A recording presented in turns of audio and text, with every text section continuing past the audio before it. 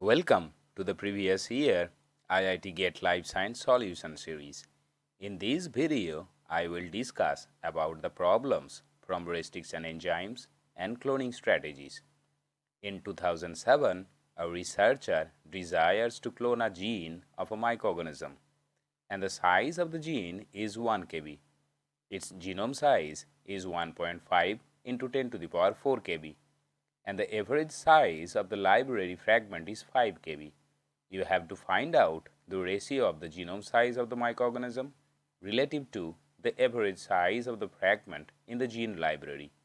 So here the ratio is 3000.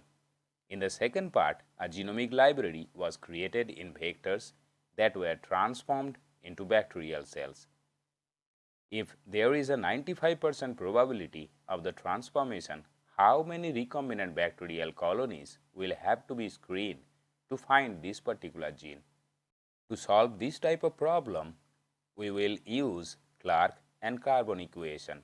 Therefore, to achieve 95% probability of including any particular sequence in a random microbial genomic DNA library of 3000 kb fragment size is roughly 9000.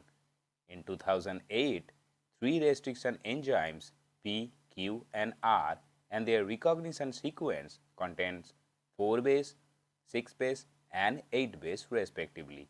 You have to find out the relative frequency of the sequence in a bacterial genome. We know that in the DNA, if all 4 bases are arranged randomly and GC percentage is 50%, then the relative frequency of this sequence for 4 base cutter, it will be 256 base pair, or we can say that after 256 base pair, the recognition sequence will appear. For 6 base cutter, it is 4096 base pair, or after 4096 base pair, the recognition sequence will be repeated.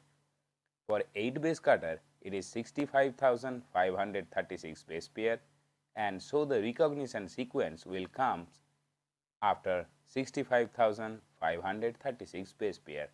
So P is comparatively frequent, Q is less frequent, and R is rare. So the answer is option A. In 2021, 1 mole of a circular bacterial plasmid was digested with a high fidelity restriction enzyme. The plasmid has 5 restriction sites for the enzyme, and you have to calculate the number of moles of fragments released upon cleavage at all sites. We know that in circular plasmid, if the number of recognition sites is n for a restriction endonuclease, then the number of fragments will be n. Here, the number of recognition sites are 5, so upon complete digestion of the circular plasmid, 5 fragments will be produced. Here, we can't calculate the mole number of the fragments until we don't know the size of the fragments. So that's all for now. If you like this, press the like button and write your comments here and subscribe my channels for more. Press the bell icon for updates, and thanks for watching.